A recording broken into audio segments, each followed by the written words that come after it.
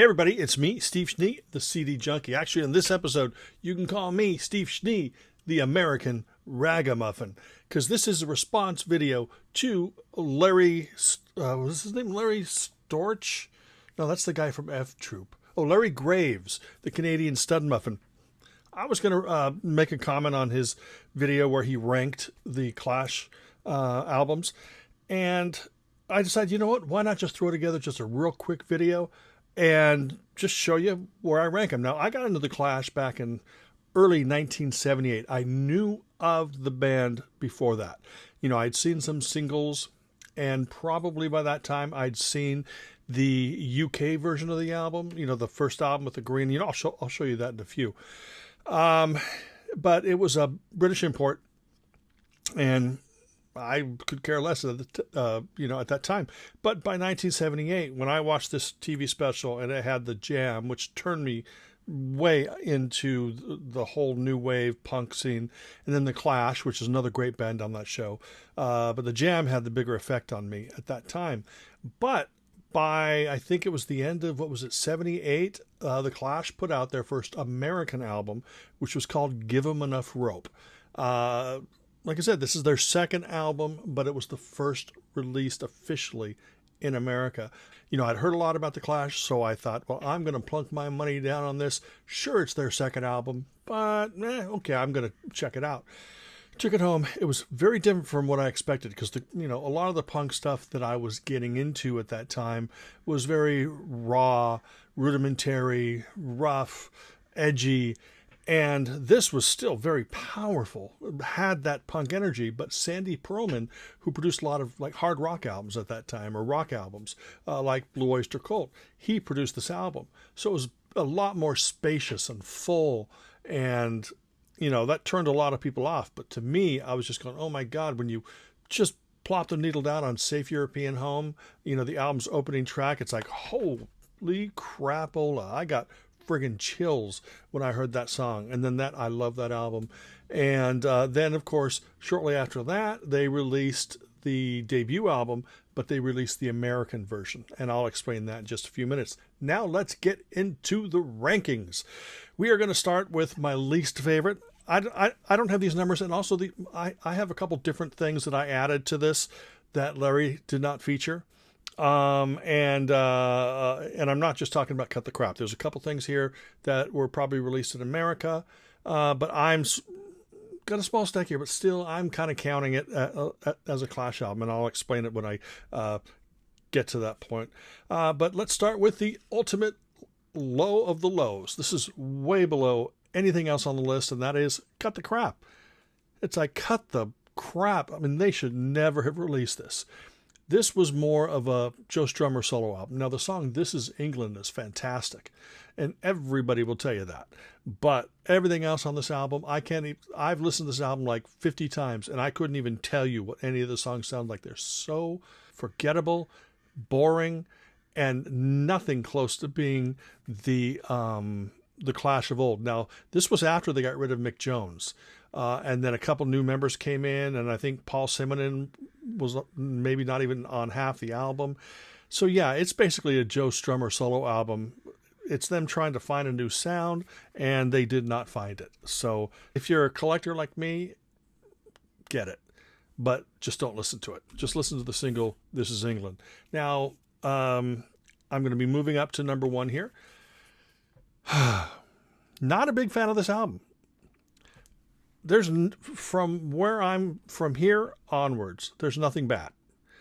But this is probably my least listened to Clash album.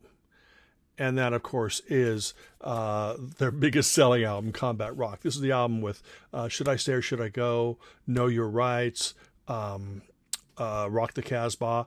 And, there are some good songs in here, but generally speaking, this is the least listened to Clash album in my collection, apart from Cut the Crap. This is by no means bad. It's just by no means good, in my opinion. Remember, I am telling you my favorites. I'm not telling you what are the best Clash albums, etc. Just my opinion. Everyone's going to... Larry's list is completely different than mine, apart from a couple titles here. But he's not wrong. and neither am I. Next up on the list is the wonderfully amazing Sandinista. Now, again, this is lower on the list. This is just like if you walked into a room filled with $1 million in dollar bills, $1 million in $5 bills, $1 million in $20 bills, which would you choose? I would probably choose the $20 bills because, they're the smaller piles, but they're all awesome. $1 million is $1 million. The Clash's albums are definitely worth $1 million, but this here it's eclectic, it's eccentric, it's expansive. It's the Clash trying all different styles and not holding back. And that is the sign. That's a punk attitude, in my opinion. Sure, the early albums may have had that punk, edgy, raw sound, but this had the punk attitude, although the music was not close to being punk. But, Charlie Don't Surf and Magnificent Seven, there's so many great things about this. And just like the Beatles' White Album, I wouldn't want them to cut anything because the album is their musical vision. And if I don't want to sit through certain tracks, then I'll skip them. When I first listened to it, it went everywhere. Funk, pop, soul, reggae, and country, and just everything all mixed together. It's pretty outstanding. Now, this is not technically a Clash album, per se, a studio album, but it's very important in their catalog, and that is called Black Market Clash. And this is a compilation. It originally came out as a 10-inch EP, and it sort of compiled B-sides and singles and stuff that weren't available on albums. The Clash were really that important that their label, they wouldn't release all their singles here in the U.S., but they would, mix things around a little bit, and then they would... these were like leftover tracks, and the CD adds even more. So this is kind of a collection of like all the non-album tracks from the Clash's career, at least up through, I think, Sandinista. Or this does go, the CD actually does go up to, Combat Rock. So that's why this is very, very important, because a lot of their B-sides, I'll tell you right now, some of my favorite Clash songs are, I love their version of Pressure Drop. 1-2 Crush on You was a great B-side. Gates of the West, one of my absolute favorite Clash songs. So many. Oh, Capital Radio 2, this version here, I think is better than the original version, especially when it starts with this nice acoustic, this deceiving acoustic intro, and then it just, kicks you in the gut. Justice Tonight. Oh yeah, there's so many great songs on that. Definitely worth checking out if you don't have it in your Clash collection. Moving closer to the top here, we're going to go to, this is the UK track list of the first album. Fantastic album, I will admit. I like the American version better, and that's coming up. This here is, has a different track list. There are songs on here. Let me see here. I don't know. There's, I think, 3 or 4 songs that they pulled off of this, and then they put on other songs for the American version. But those songs are worth owning for this album. Plus, this is their original vision.